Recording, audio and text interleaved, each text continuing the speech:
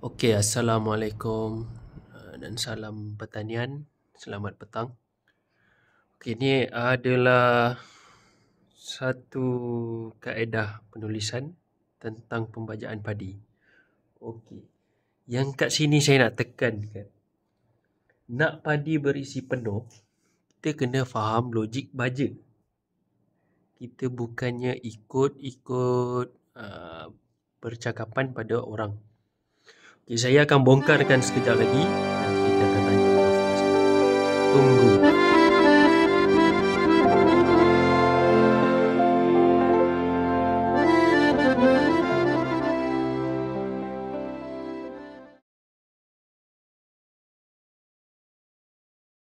Assalamualaikum warahmatullahi wabarakatuh. Waalaikumsalam. Jadi daripada persoalan-persoalan tadi, dan memandangkan usia cik pun semakin muda, semakin muda untuk hilang lah. Jadi dan padi ini adalah merupakan makanan ruji, maknanya keperluan kita, terutama orang-orang Malaysia ni. Kalau makan ayam tu kenyang, tapi bila ditanya dah makan, sebab belum makan nasi, dia akan jawabnya belum makan, walaupun perut dah kenyang. Jadi bab baja ni kebetulan Acik sedikit ada knowledge tentang baja tadi. So hari ni Acik rumuskan sekali lah persoalan-persoalan yang ambil tadi tentang pembajaan padi. Rasanya perlu Acik jelaskan tentang pembajaan padi tadi, memandangkan penduduk sekarang ni meningkat, mana jumlah kapasiti manusia tadi meningkat, sedangkan keluasan padi tadi terhad. Jadi keperluan beras nanti akan permintaannya akan tinggi. So macam mana kita nak kembangkan dalam keadaan keluasan yang terhad, tetapi hasilnya tadi untuk kita tingkatkan. Okey, secara keseluruhannya gini. Pembajaan padi ini, pembajaannya kita boleh bahagi kepada 3 peringkat. Peringkat pertama atau peringkat awal, ini untuk peringkat awal dan pertumbuhan, dan peringkat pembungaan, dan yang ketiga peringkat pengisian padi, pengisian biji tadi. Okey. Peringkat pertama tadi dikenali juga sebagai pertumbuhan vegetatif.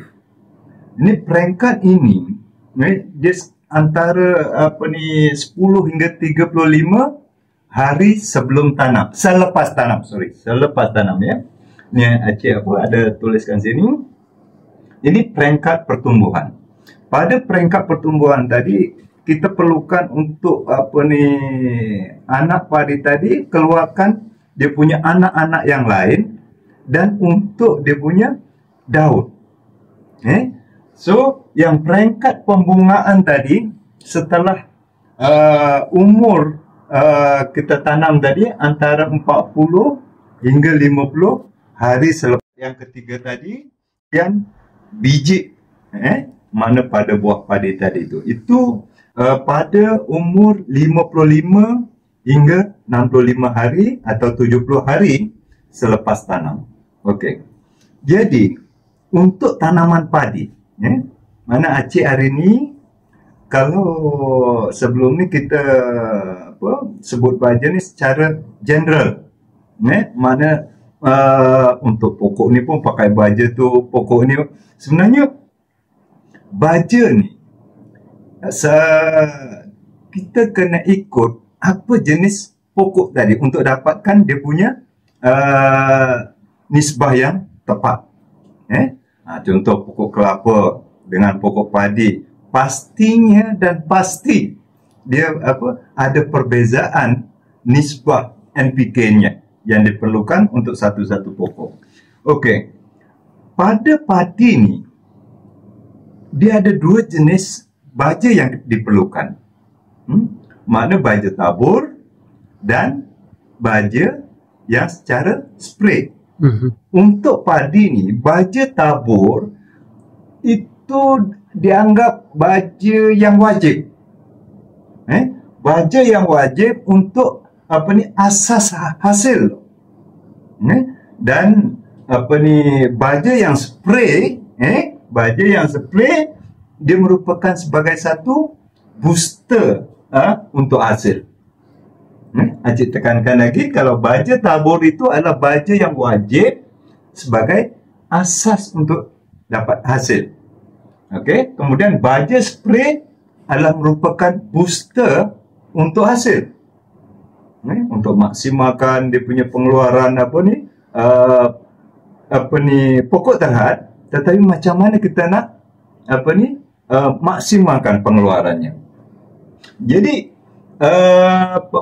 untuk baja tabur ini tidak ada yang ada di pasaran ni, dengan apa yang Acik rumuskan tadi, rasanya belum ada pengeluar secara komersial. Untuk peringkat pertumbuhan ini, itu yang Acik sebutkan tadi, dia untuk pembentukan anak-anak padi, dan untuk daun tadi kita perlukan N yang tinggi. Dalam masa yang sama juga, P dan K juga diperlukan. Kebanyakan petani-petani akan menggunakan hanya nitrogen atau urea. So, Acik rumuskan di sini. Baja tabur peringkat awal pertumbuhan tadi gunakan nisbah 16:7:7 plus 2 magnesium plus silika plus zeolit. Nanti Acik akan terangkan untuk apa silika dan untuk apa zeolit. Okey. Jadi 16 makna 16 ni nitrogen, 7 ni fosforus, 7 tadi yang 7 kedua tadi kita gunakan kalsium, kalsium tak boleh. Kalium atau sebutan yang lain potassium. So untuk pembajaan padi peringkat pembungaan, Acik rumuskan menggunakan nisbah 9:5:12 plus 2 magnesium, silika dan zeolit. Okey. Kemudian peringkat pengisian biji tadi kita gunakan 7 kosong. Kosong apa tu yang tak ada tu? P. P sebab dia banyak merangsang untuk pada batang. Pada padi ni tak perlukan pada peringkat ini. Jadi kita fokuskan kepada N7, K itu tinggi. K kita gunakan 15. Dan 2 magnesium, silika, zeolit. Okey. So ini yang Acik dah rumuskan untuk khusus kepada tanaman padi. Formula ini anda yang penanam padi di luar sana boleh gunakan. Walhal benda ni tidak ada di pasaran, macam mana nak buat? Okey, Acik turunkan bahan-bahan yang nak digunakan. Okey. Untuk peringkat awal dan pertumbuhan tadi, bahan jika nak hasilkan 1000 kg, 1 tan kg tadi, gunakan urea 350 kg. Okey. TSP, triple super phosphate, 150 kg. Okey. Kemudian MOP, muriate of potash, 120 kg. Ini kemudian magnesium oksid. Magnesium oksid ni atau petani boleh gunakan keserat di kapur. Keserat ambil 50 kg. Dan silika. Silika tu apa? silika ni adalah abu sekam. Abu sekam tadi gunakan 200 kg. Kemudian zeolet 130 kg. Ini anda akan dapat hasilkan 1000 kilogram atau 1 tan baja yang lebih kurang dia punya nisbah 1677 plus 2 magnesium, silika plus zeolet. Dia lain daripada yang baja sebelum ni, Cik. Sebab yang ni khas tabur untuk padi. Untuk padi. Acik ni, dan inilah Acik rumuskan. Okey, Cik. Adakah peranan unsur mikro ni pada padi wajib atau tambahan sahaja? Mikro maksudnya apa tu? Baja mikro. Baja mikro dia gini tau. Baja tadi terbahagi kepada 2. Makro dengan mikro. Makro ni satu jumlah yang perlu banyak. Sebab pokok perlukan kuantiti yang banyak. Yang mikro ni pokok perlukan sedikit tapi perlu. Jadi persoalan Amir tadi maknanya mikro pun diperlukan. Okey. Mikro nanti kita boleh masukkan dalam baja spray. Kita masukkan. Ini Acik nak mudahkan supaya petani boleh buat. Sebab apa benda-benda ni ada di pasaran.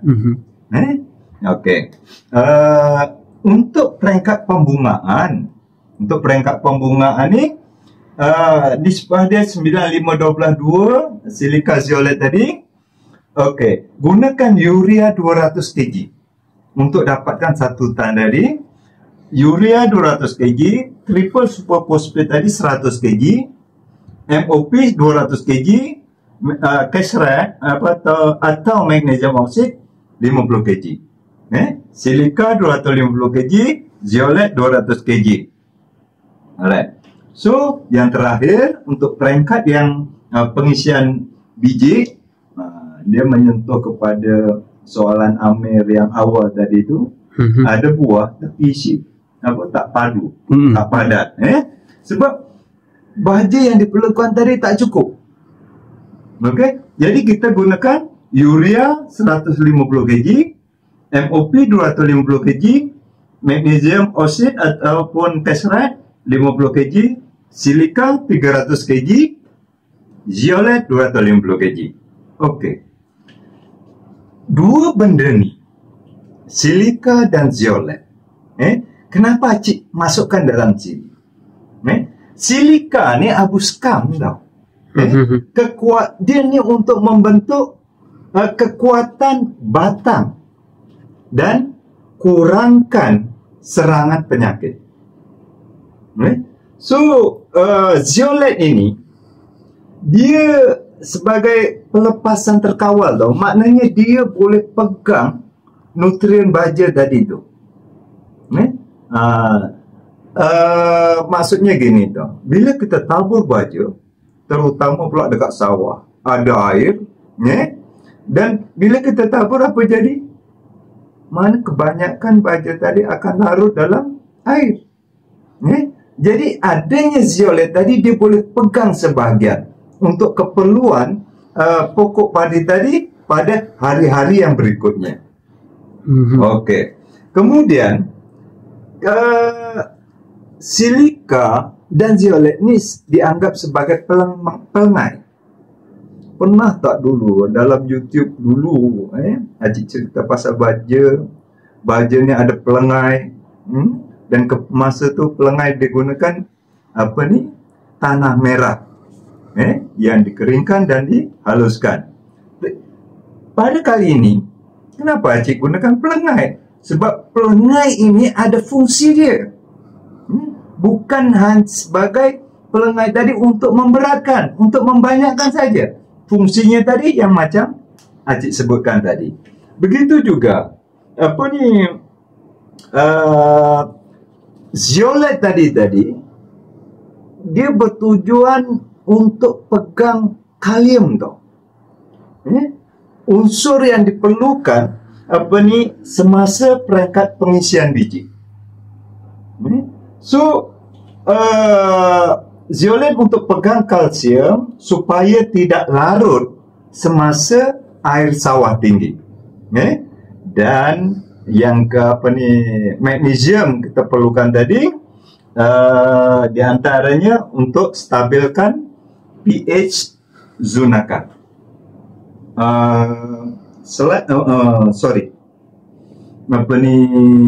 Zeolit tadi untuk stabilkan pH zunakar. Okey, ada persoalan lain. Tak, yang ini faham tak ni? Setakat ni faham. Kalau tak faham, ulang balik YouTube tu. Boleh ulang balik. Boleh ulang-ulang balik 10 kali pun tak apa. Ambil formula ni bagi petani-petani sawah padi. Ini Acik kasih formula ni untuk baja tabur, untuk menghasilkan baja tabur. InsyaAllah. Sebenarnya semua petani, semua pesawah padi boleh menghasilkan baja sendiri.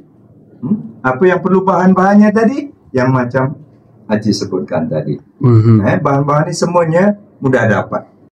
Okey Cik, sebagai rumusan penutup untuk penerangan baja tabur khas untuk padi, dan cerita sedikit yang Haji cerita pasal baja spray untuk padi tadi. Okey,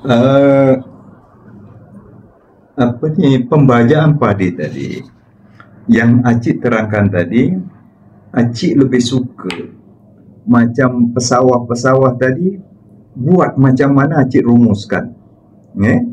Untuk baja spray ni yang dia agak renyah. Sebab apa, pada peringkat pembungaan dia perlukan macam persoalan Amir tadi tu, nutrien mikro. Pada peringkat pembungaan tadi dia perlukan zinc dan boron tu agak tinggi. Jadi penyediaan untuk baja spray tadi, sebab benda ni tak perlu banyak, nanti Acik akan buatkanlah untuk apa baja spray peringkat awal, apa baja spray untuk peringkat pembungaan, dan apa baja spray untuk peringkat pengisian biji. Sebab itu formulanya berbeza-beza. Dan benda tu dia tak perlukan banyak. Yang mungkin pembungkusan tu Amir boleh buat macam baja-baja yang sebelum ini. Okey, itu apa? Next content-nya. Okey, so hari ni harapnya proses baja penerangan tadi itu selesai. Okey guys, terima kasih kerana menonton. Jangan lupa subscribe untuk video konten pertanian seterusnya. Okey Cik, terima kasih. Okey. Assalamualaikum. Waalaikumsalam.